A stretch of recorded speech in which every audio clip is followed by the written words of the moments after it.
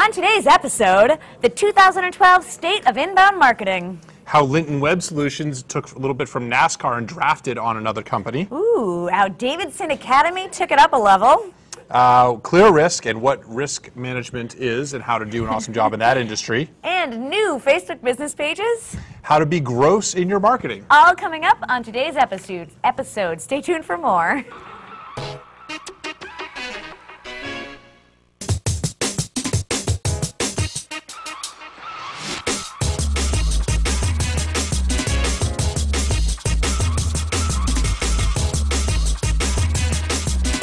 Hi, welcome to the Marketing Update. It's March 2nd, 2012, and we're coming to you live from Cambridge, Massachusetts.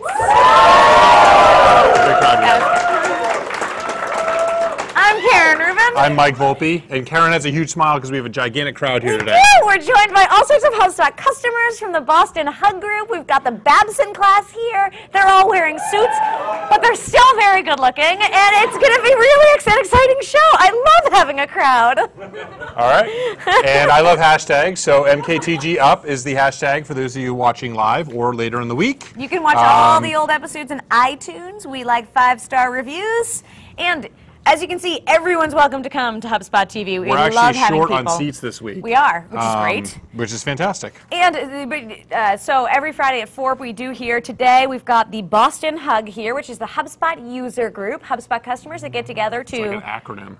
Got it. It is an acronym, and it's, you know, it's happy. It's like hugs. It's like we love our customers. It's all sorts of good stuff.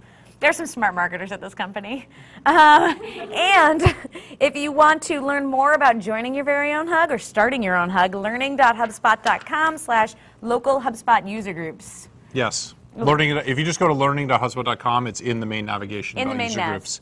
And there's like 30 of them. No, how many RepCore? Because I'm going to get the number wrong. RepCore's in California. Right, she's in California. I think I said 30 the other day, and she corrected me. She was like 32. So it's like 32 or something. So there's definitely a group somewhere near you. And if there's not, you can start one. You can. You get to make a very cool little icon if you start your own. It's a lot of fun. The other thing, our very own App Pistachio asked me to talk about, for all the customers here and all those watching, to head to HubSpot.com/HubSpotting and find out about some brand new HubSpot customer success stories and how you can enter your own. And for those of you in the audience today, stay around after the show because we'll make it super easy for you to do that.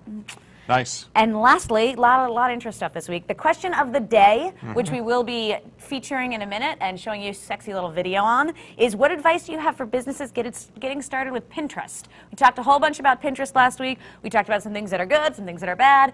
What advice do you have for people who are getting started with this? Don't. Anyway, headlines, diving in. The first one is the 2012 State of Inbound Marketing. Yes. Tell us about the report. It's awesome. So the State of Inbound Marketing is a report that this company called HubSpot does. Are you going to talk this episode, or are you going to let me do it solo? I'm going to let you do what you normally do. Okay. Great report, and this year it was done based on a survey of marketing professionals, 972 marketing professionals. So a lot of different people, a lot of different opinions. Yep. Talking basically about inbound marketing, outbound marketing, social media, how it all comes together. Yes. So I asked you for your favorite statistics. Okay, so my favorite stat is always that inbound leads cost 61% less per lead than outbound leads. So that's for companies that do mostly inbound versus mostly outbound marketing. All sorts of money difference. saving. Yep, huge difference there. And it sounds like you had some other favorite stats. It sounds like a bunch of businesses are finally getting the message on that because 89% of businesses are maintaining or increasing their inbound marketing budget. Yep. So they're realizing that if they spend more money on that inbound marketing thing, they end up getting more leads for cheaper. It's a win-win situation. There you go. We also had a bunch of stats around the effectiveness. So 92% of companies who blog multiple times per day have acquired a customer from their blog. Blogging's good. So there you go. Yeah. Somebody's clapping. So yes, go blogs. And 65% of B2B companies report they've acquired a customer through LinkedIn. Yeah. Which is interesting because I didn't put it in here, but B2C companies, it was like 72% of B2C companies or something like that, said that they acquired a company through Facebook. Through Facebook, yeah. And so some different things depending on the type of business and which social networks work better for you. Yep. And 81%, this is maybe my actually favorite stat, 81% of businesses reported that their company blog is either useful or critical to their business. I believe it. It's a great way to create content. There you go. So the marketing takeaway here is that take a look at the report, use the data to convince your boss and company to invest in more in inbound marketing so you can really reap the benefits. There we go. All right, now we got the question of the day, right? Very So what cool advice do you question have today. for people getting started with marketing on Pinterest? And we're going to run a quick video with a few quotes from people that weighed in on Twitter this week.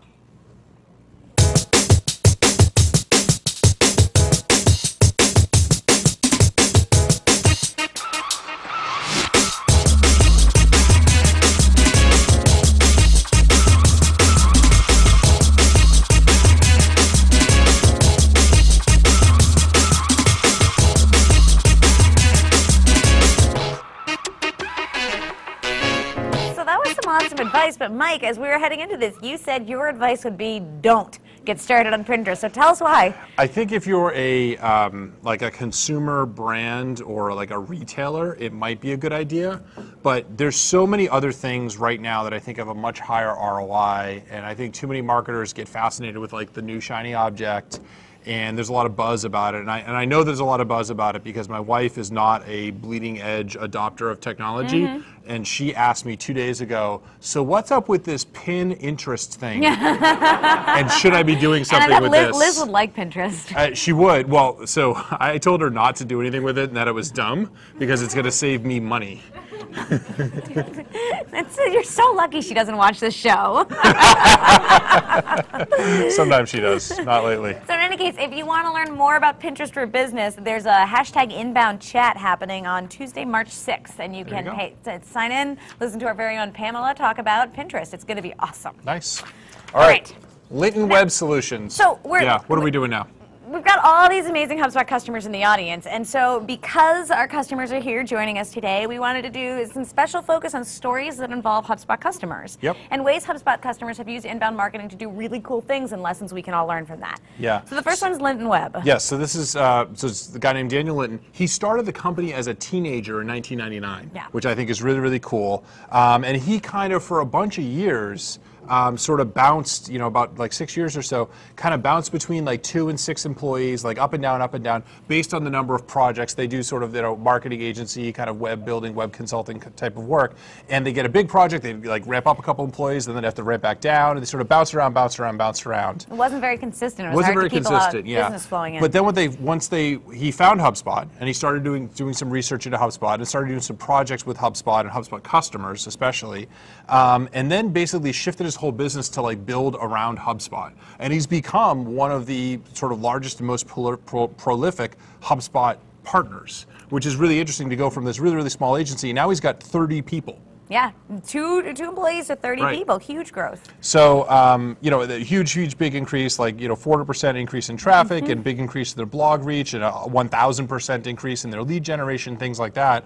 But I think what we wanted to talk about with this example was that the interesting sort of marketing strategy here is to find a company that you think will grow really fast and do a partnership with them relatively early. So this is like before like 100,000 companies all wanted to like partner with HubSpot and like call us all the time and stuff like that. Linton sort of like found us and like wanted to like build something special early on. So we like took a little bit of a risk and kind of made a little bit of a bet, but it's really, really paid off. It absolutely has, and what he leverages is our app marketplace and our service marketplace. So he puts up apps that he uses that customers can pay to access, and also services, so people that want to pay him to do things for him. And he's leveraged kind of the ecosystem of a larger company than him, HubSpot, in order to grow his business by leaps and bounds over the last couple of years. It's been incredible to watch. Yep, there you go. So what's the marketing takeaway? Marketing takeaway here is when you're trying to grow your business, think about partnership opportunities and attaching yourself to a larger, fast-moving company. Yep. So next up, we've got Davidson Academy. So Davidson Academy is an interdenominational college prep school that goes from pre-K through the 12th grade.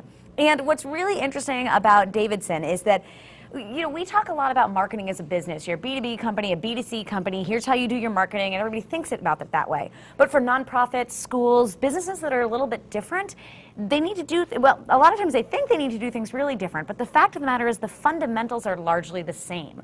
What Davidson Academy needs to do to get new students every year, to get donors, if you're a nonprofit, isn't that different than what HubSpot needs to do to get leads and prospects to turn them into customers. It's possible that you might not call it marketing, you might call it, you know, outreach or student acquisition or something different. And it's possible that you're not getting leads and prospects like we do. Maybe you're getting potential donors or potential students.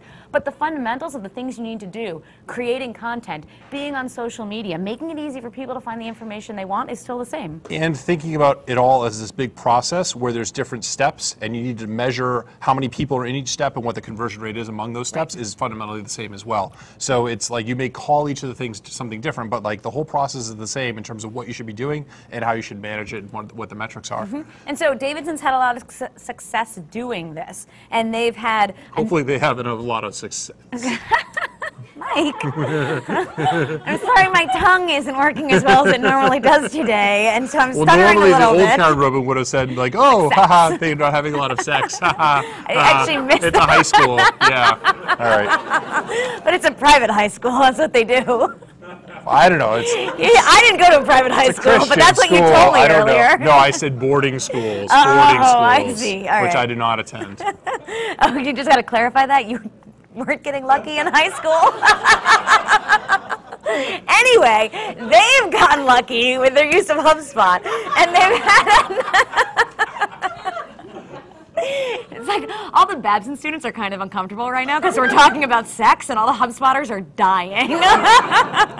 It's excellent. And the customers want to know what they bought into. Customers are like, where are we? Did I come to the right place? So they've had a whole bunch of success. They've gotten great lead to student conversion rates, going up 19%, good increase in traffic and leads. And so what's the marketing takeaway here? So the marketing takeaway here is that you may think that your business is really different, but the process of marketing is basically fundamentally the same for almost any organization, nonprofit, for-profit, whatever. Absolutely. All right. So the last one is Clear Risk case study. And so Clear Risk is an online provider of risk management solutions. So Mike, what's risk management? It's about managing your risk. Excellent. Yeah. Wonderful. They're actually dedicated to providing solutions that help mid-market to reduce insurance premiums, claims, downtime, and other risk-related costs. And I think risk management is something that you know what it is if you need it. Yes. But for the purpose of this, what they've done is a couple of cool things with their marketing about risk management that's worked really well. Well, I think there were two basic things here when we really sort of dug into it. One was they used to have to, in order to get a bunch of marketing things done, they used to have to work with their development or their IT department. Yeah, they couldn't do it on their own. They would, and like, you know, the IT department would be busy or just like not interested in doing that project or whatever. And that really, really echoed with me because it reminded me of my marketing job before HubSpot, where I used to have to like bribe the IT guys with like M&Ms and like lattes in order to like build my landing page, which meant it was a time-consuming process. When you were getting anything done, you were bribing them with M&Ms and lattes? No, you wouldn't get anything done if you didn't bring them a latte. You should have had beer. No, because then they'll screw up your landing page when they build it. Actually, like, there's you a want them study that shows caffeinated. developers do their best work with between 1 and 3 beers in their system. We conducted it here at HubSpot. Yeah, I was going to say, like, who did that study? So, in any event, so equipping your team with tools that helps make the marketing team more independent so you can work faster and be more agile is important, because you can't really respond to something that's happening and work quickly if you're not able to like build things quickly. So that was the first thing. The second thing, they had a hard time understanding where their leads were coming from. They couldn't see what was working and what wasn't working. They knew they had leads coming in, but they didn't understand where and what they needed to do to get more of them. So they did a whole bunch of manual stuff to try and figure it out. They would look at like each lead individually and then track where that one had come from and like type a bunch of stuff into their CRM system and be like manually updating stuff in the CRM so that you get the report to work the way they wanted it to. So Mike said they basically couldn't drive the car because they couldn't see where they were going. They had no idea where they were going. And these things, once they finally figured out how to manage their own tools, buy HubSpot, be able to build their own landing pages, make changes to their website, get a blog up and running. They had a lot of different success. Yeah, totally, including an 1,100% increase in leads. And which is a lot of leads. 1,500% increase in traffic. There you go. Wow. So anyway, marketing takeaway, empower your marketing team with tools. That allows you to be independent and agile. Yep. All right, next up we've got new Facebook business pages getting timeline. We've talked about this before. Facebook is bringing to the business pages what they brought to the user, regular people like us, pages a while back. Yep. The timeline view, it's going to change how everything looks. Basically, it's launched, and you have until March 30th to go take a look and preview it and make sure you're not putting any, dirty photos, drinking, or like giving lap dances or anything on your business page. Well, it depends what kind of business. That's true. You've got about 30 days to preview it before they all get pushed live at the end of March on March 30th. You can push yours live sooner if you would like, but they give you that one amount of time to sort of make the adjustment and figure out what you should be doing. You want to talk? I think the timeline stuff is cool. Like the page looks sexier. I actually think it's a loss for marketers. Yeah. You've lost the ability. So you used to be able to go to a Facebook page and you could control what tab people landed on. So you could control that homepage, Facebook page experience for people coming to your page, and it could be different based on whether or not they liked you and things like that. You're losing all that ability, which is, as a marketer, kind of annoying. I think Facebook's position is they got sick of like everyone having this giant image with like a huge arrow pointing to their like button and being like this page in order to like do anything cool or whatever. And I guess I sort of understand that, but as a marketer, you're like losing the capability to really guide the experience of the users visiting your Facebook page, and Facebook is taking a lot more control over it. You're losing control. You like the control. I just like to be able to use all of the tools the way I would like to use the tools to accomplish my marketing goals.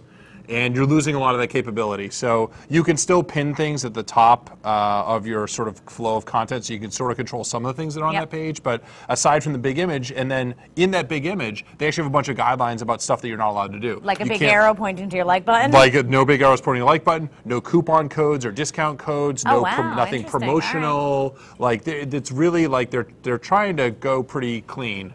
That's interesting. But they want it to be about engaging and creating good content so that people will actually have a reason to like your page, as opposed to some like, give me a $5 off my next purchase of Coke if I like this page. You know, what's interesting about the whole thing is Facebook is really catering in many ways to like big brand advertisers. Yeah. And by brand advertisers, I mean people that don't like to measure the effectiveness of their marketing. And I think they like to cater to those people. I just offended all the brand advertisers in the audience. And by that I mean that the people so I think Facebook likes to do that because those people are willing to spend lots of money on Facebook without worrying exactly about measuring each of the steps. Whereas I'd be willing to spend large amounts of money on Facebook if I could measure exactly like what people's interactions with the page and have that data linked into HubSpot and into my CRM, so I could like measure the whole process. But they're breaking a lot of those links and sort of making it much more of kind of a branded experience, and what happens within Facebook like stays within Facebook. So they're doing a bunch of things that makes it more difficult for a marketer like me to really engage. But they're very, very clearly sort of catering to large consumer brands with this move. Money. Yeah. All right. Well, more money and maybe less stingy with their money too. And less standards. Lower standards. Lowered standards, yeah. Lower standards. Yeah, there's a word for that too. So the marketing takeaway here is basically you just should go and check your new Facebook business page, make sure it looks the way you want it to look, make sure it's presenting what you want it to present, no drinking photos, unless that's your business, and before March 30th. There you go. We do have a couple things that have come in on Twitter. So Parvati Vaish says, at HubSpot watching the production of HubSpot TV, this is the best company tour by far. Go Babson! Good company tour. And then Kelly Knudsen is saying, beer, sex, and IT talk going on with a live chat from HubSpot. Also accurate. Love Friday afternoons. So that's the way we roll. There we go. All right. So be gross in your marketing. So this was a study done at the business school at Arizona State University. And what was cool about it was they took a look at advertising, but they took a look at what works in advertising to actually spur people into action. So not just, what people remembered from ads, but what ads actually made them do something differently, change the way they live their lives. Totally. And they found that there's a lot of ads that are about scaring people. Yes. Scaring you into using sunscreen or scaring you into avoid doing drugs. And those ads have some success, but in reality, if you want to knock it out of the ballpark, you got to gross people out. That the ads that had the best response rate from people actually taking action based on what they saw, they did a series of ads with tests about people using meth. And ones that talked about like how great your life could be if you didn't use meth, versus ones that showed like a meth addict with like sores and wounds all over their face, looking like really disgusting, did a lot better at making people, I guess, stop doing meth. I'm not sure how what the action was there, but Measure. What's your interest in doing meth? lower interest in doing meth. I don't. Yeah. So it was interesting. You really need to kind of disgust people. Yeah, and so they also, they had ads that images of soda turning into gobs of fat, Yeah, or some of the it's kinda examples gross. they used is there's like toenail fungus commercials. Wait, the New York things like that really really disgust you, and those are the ones that apparently prompt people to more action. This was one of the few numbers that they had, was that the New York City Department of Health did an ad centered around someone drinking a soda and it turning into gobs of fat on their body, and that it was really disgusting. And they found that sugar-rich beverage consumption in the area dropped 12% after the campaign. So it resonated with people. They were sitting there drinking their Mountain Dew and being like, oh my God, this is instantly turning to fat. There you go. It's now, interesting. The key takeaway here, or the marketing takeaway here, is not that advertising per se. So this doesn't say that everyone's going to record on their DVR all the ads that are grossing them out and definitely watch them 3 times. It's more, this is really, while they focused on advertising as what they were looking at and researching, it was really because it was a controlled study. People were forced to watch the ads and they had to watch the ads, right? So it was really more about what messages are resonating, what messages are triggering people to action. So I actually think this really could apply to inbound marketing, and it's what content should you use? Pictures of people with wounds and toe fungus up and have inbound marketing underneath it. No? Well, no, that inbound marketing that's not inbound marketing solves those things. Right. Yeah. I see. So I think it comes down. So one of the examples we were talking about was one of the ways that we show you how gross and disgusting you are before you join HubSpot is we have free tools like Marketing Grader, where you type in your company and you get a whole report, and it kind of pokes, it shows you your marketing sores and pus and fungus, right? Maybe we should start using that language on the tool. Yeah, or take a picture of their company logo and put stuff on it or something. I don't know. But in any event, so it's one of those pointing out and in some ways I think the tool sort of points out some of the things wrong with people's marketing. Yeah. And in some ways that may be showing what's gross about their marketing. Absolutely. So I think there's ways, my point is there's ways to apply this to every business. So think about how in some way you can sort of discuss your potential customers to prompt them to action. And that's the marketing takeaway, is find ways to be gross in your marketing. And it's not necessarily about pictures of pus and toe fungus. It might be other ways to spur people to action by showing them how gross they are, what they're doing wrong. There you go. Good stuff. Marketing tip of the week. Marketing tip of the week is about, we talked about a lot of customer success stories and marketing success stories on the show today. And what we challenge you to do over the weekend and over the next week is to read a marketing success story and then work to implement some of the lessons in your business. So it's great to read them and say, oh, that's really interesting, good for that company, but then try and take something away. We talked about 3 here today, and so you could use one of those or go find another one, but try to take something away and implement it on your side. Don't look at just the ones in your industry. A lot of times the things you can learn most that are more sort of interesting and help you think outside of the box more are people that are in a totally different industry. Absolutely. So what are you up to this weekend? You said absolutely, so. I am aware, but Ellie's the only one drinking. I know, but yeah. This crowd is not very partylicious. It's Friday night. We're going to have to talk about this later because I don't know what that is. I don't either. And someone else referenced that earlier. There's some meme going on about something, and I don't know. So, we don't understand it, so we we're don't not going to talk understand about it. it. So yeah, we're not hip enough to understand how what that's, old we what that's are about. or something. Yeah, totally how boring we are. I don't know. What are you doing this weekend, Our college Karen? intern understands it. And But I checked. I don't know. I am going to New Hampshire. They got 8 inches of snow yesterday, and so they got 8 inches of snow, and now it's supposed to rain. And so we're going anyway snow's all this going time. away. We're going to give it a shot, but I think winter is over. It is spring full-fledged, and we're going to give skiing one more shot and then go from there. All right. I'm hosting the whole family for brunch this weekend. We have in the new house. In the new house. We have multiple family. Yeah, it is. We have multiple family members' birthdays around this time of year, so we consolidate the celebration, just do it all at once. Very nice. Have fun. Have a great week, folks. Thanks for joining us. Bye.